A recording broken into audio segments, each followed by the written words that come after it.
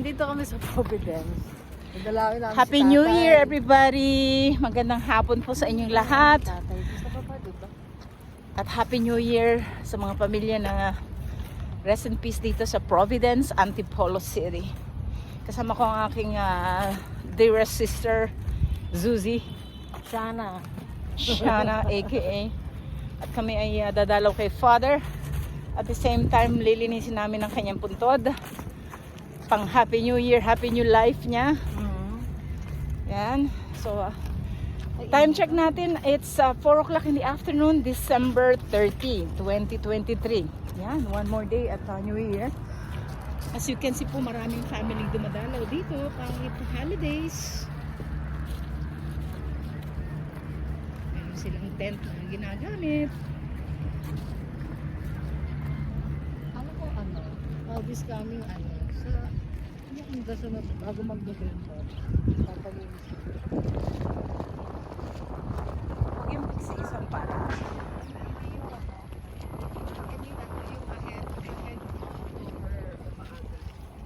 Hindi yung Nagpo kami sa medical baba. Kasi meron bago silang interment.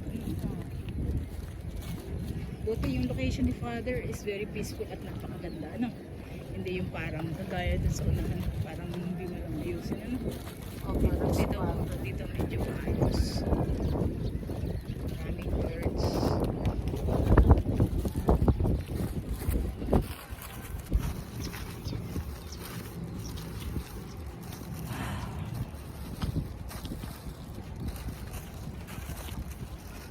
Ganda ng weather ngayon. Actually, kakaunan lang po about half an hour ago and then ito uli yung weather niya.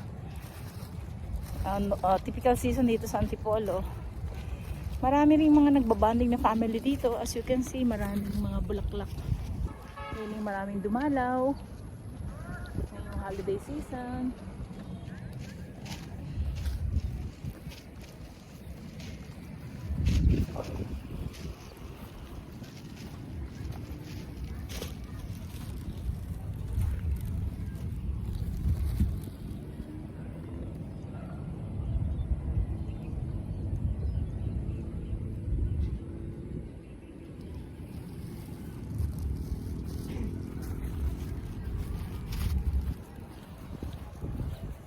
My father turned 80 this year. So, usually pag gantong holiday, celebrate ng konti sa bahay.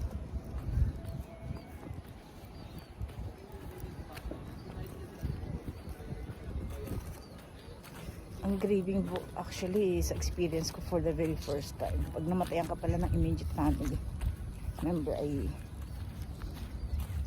takes time, no? Diyan pa yung mga memories, stories. Takes time. Foil. Lagpas ka na. Ba't merong bato ng malaki dyan? Dati naman wala.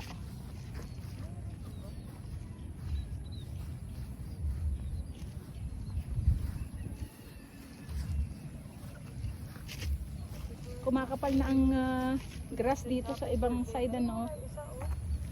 Sige, maglilinis muna po kami. Ay, may tumubong bulaklak at halaman kay Father. Wala namang wala namang snake. Wala naman siguro. Wala? Okay, Father dear, Happy New Year, Happy New Life.